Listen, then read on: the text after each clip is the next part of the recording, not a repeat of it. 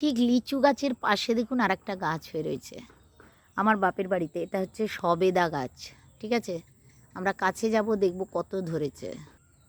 দেখুন গোড়ায় গোড়ায় সবেদা ধরেছে একদম প্রতিটা, মানে যে ডালাগুলো বেরিয়ে এসেছে তার ডগায় ডগায়।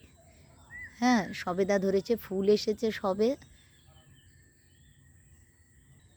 এই যে ছোট্ট ছোট্ট সবেদা ধরেছে প্রতিটা গাছের ডগায়।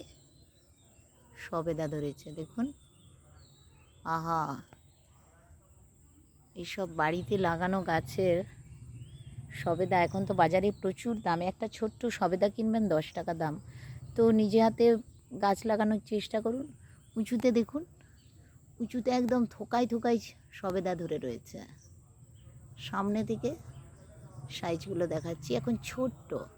এটা আরও 1-1.5 মাস পরে এটা খাবার যোগ্য হয়ে যাবে।